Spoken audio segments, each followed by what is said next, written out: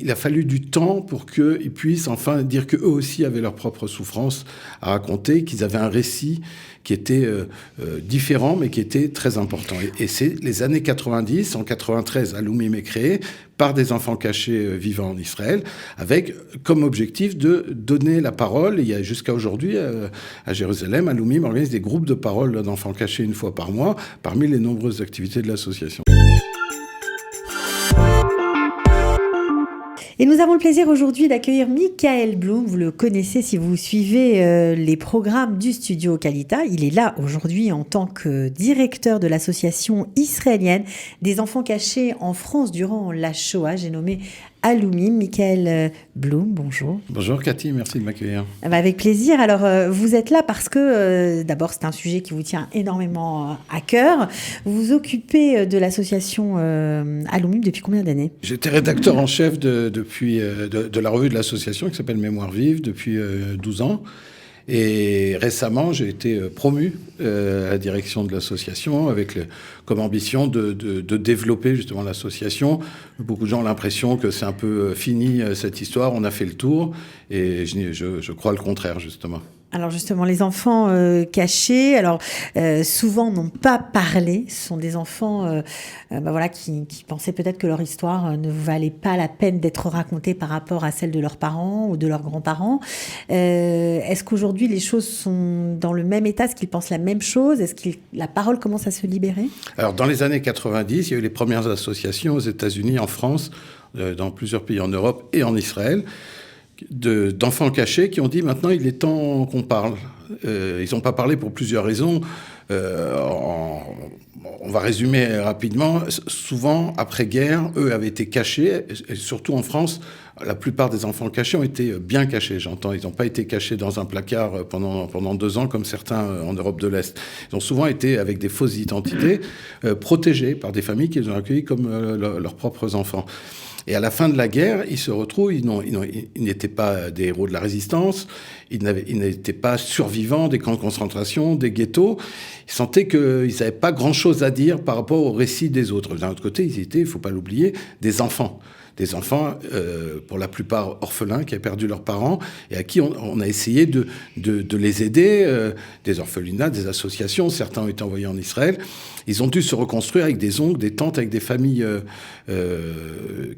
victimes de la Shoah. Et il a fallu du temps pour qu'ils puissent enfin dire qu'eux aussi avaient leur propre souffrance à raconter, qu'ils avaient un récit qui était différent, mais qui était très important. Et c'est les années 90, en 93, Alloumim est créé par des enfants cachés vivant en Israël, avec comme objectif de donner la parole. Il y a jusqu'à aujourd'hui, à Jérusalem, Alloumim organise des groupes de parole d'enfants cachés une fois par mois, parmi les nombreuses activités de l'association. Alors on va parler des activités, mais celle-ci est quand même très touchante.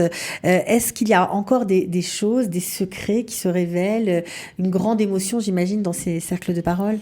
Exactement. L'émotion est présente parce que ils ont besoin de dire des choses qu'ils n'ont pas dit pendant longtemps. Souvent, ils n'ont pas voulu non plus provoquer de traumatisme chez leurs enfants. Et peut-être à tort, ils se sont tus ou ils n'ont pas su raconter à leurs enfants. Et quand leurs petits-enfants font ce qu'on appelle en Israël Avodat Shorashim, ils vont dans les écoles où on doit faire un travail sur sa généalogie, sur son histoire. Ils viennent vers leurs grands-parents et disent « Raconte-nous parce qu'on ne sait pas d'où tu viens ». Et là, ils commencent à raconter leur histoire. Et c'est souvent avec la troisième génération qui trouve des interlocuteurs. Et pour Alloumim, la revue, qui n'est pas une revue d'histoire avec des historiens qui écrivent, mais avec les témoignages des adhérents, de certains qui n'ont jamais raconté leur histoire et qui soudain se disent c'est maintenant ou jamais. Et il faut rappeler que les enfants cachés, même les plus jeunes enfants cachés pendant la guerre, ont autour de 80 ans et plus.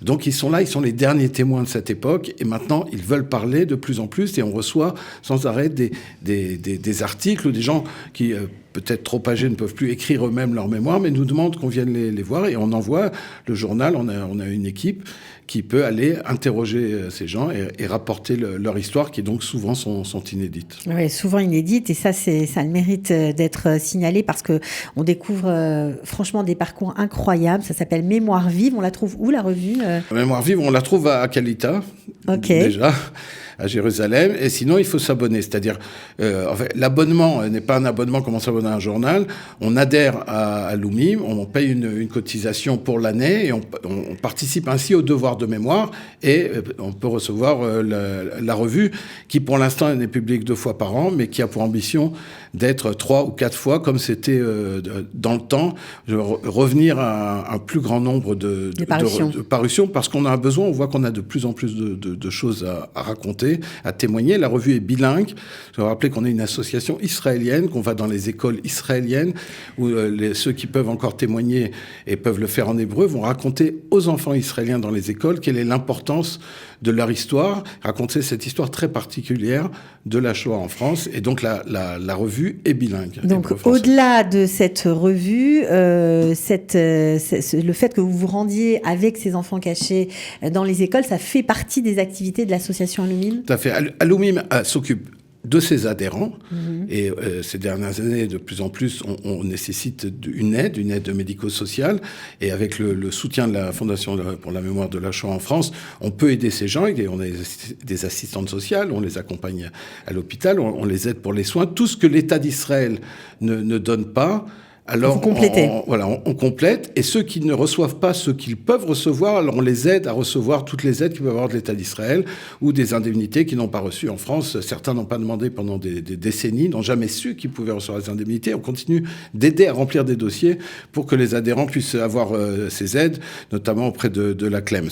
Mais l'autre pan de l'association, et depuis 1993, depuis la création, c'était l'objectif, c'est le projet éducatif. C'est aller dans les écoles, c'est organiser les cérémonies chaque année à Roglit, au monument, là où il y a le mur avec le nom de tous les déportés juifs de France. C'est la revue, c'est des rencontres vers l'extérieur et parler d'Alumim, parler de cette histoire, parce qu'on sent que c'est un devoir de mémoire et que les membres d'Alumim ne veulent pas que l'association s'arrête le jour où ils ne seront plus là.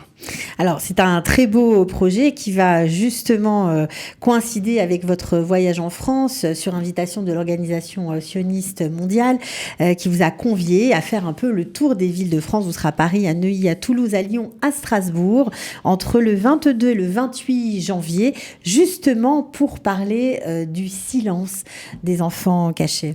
Exactement. Ce voyage organisé par le département de promotion de l'ALIA de l'Organisation sioniste mondiale me permet de parler justement de ce silence. Pourquoi ce silence ? Il y aura sur place des rencontres avec des enfants cachés qui vivent en France, auxquels on aura des entretiens. On va essayer de comprendre comment s'est déroulée cette reconstruction d'identité. Ces enfants qui ont vécu enfants, adolescents ou même nourrissons, qui ont dû être cachés sous une autre identité, qui après-guerre ont dû se créer une seconde identité finalement, et qui, pour ceux qui ont fait leur alia, parce que je viens d'Israël pour parler aussi d'Alumim, de ceux qui vivent ici, qui arrivent ici, qui font leur alia et qui doivent encore se trouver une nouvelle identité d'Israélien, parfois apprendre une nouvelle langue.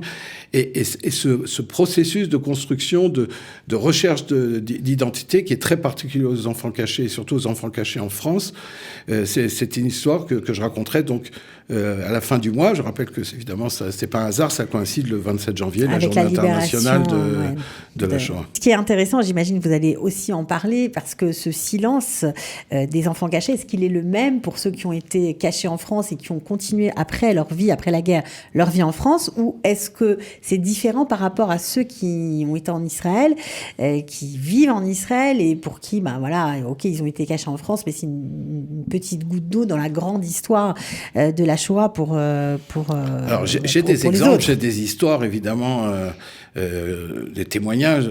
Je vais raconter des histoires de ceux qui sont arrivés.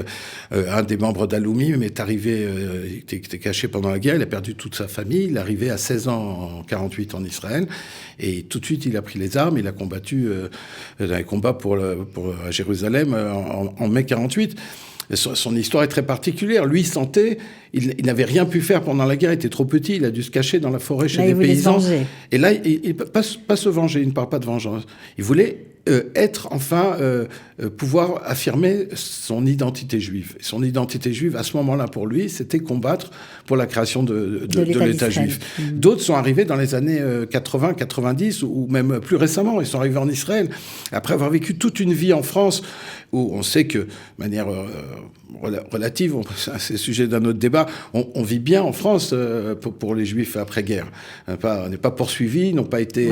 Il y a plus, c'était fini l'étoile jaune. jaunes et les persécutions. Mais arrivés en Israël, ici, personne ne les attend, j'ai envie de dire. Ils arrivent ici à la retraite et ils ont une histoire à raconter. Que ici, en Israël, depuis la guerre, on en a entendu des histoires. Il suffit de voir à Yad Vashem, la place de la Shoah en France est petite, très petite. En termes de nombre, ça se comprend en même temps. Et voilà, c'est 76 000 Juifs déportés de France sur 6 millions. Mais eux, et chacune des personnes qui a été victime de la Shoah en France, et les enfants cachés sont des victimes. La plupart ont perdu, rappelons-le, 1 ou 2 parents pendant la guerre. Ces gens-là ont besoin de faire entendre leur voix, de raconter leur propre histoire. Bon, en tout cas, c'est très touchant de voir comme vous prenez ça à cœur. On comprend que c'est un sujet qui vous est personnellement très cher. Je suis sûre que les conférences seront passionnantes. Franchement, ne le ratez pas. Paris, Neuilly, Toulouse, Lyon, Strasbourg. Vous pouvez monter sur le site de l'OSM pour vous inscrire, parce qu'il faut s'inscrire. C'est gratuit, mais quand même, on a besoin de savoir combien de personnes vont arriver à ces conférences. En tout cas, Michael Blum, bravo pour le travail. Et puis, vous pouvez aussi, bien sûr, sans hésitation, vous abonner à cette très jolie revue. Enfin, en tout cas, on apprend toujours beaucoup de choses. Mémoire vive. Merci d'avoir été avec nous. Merci, Cathy. Bon voyage et revenez rapidement, Michael. C'est promis.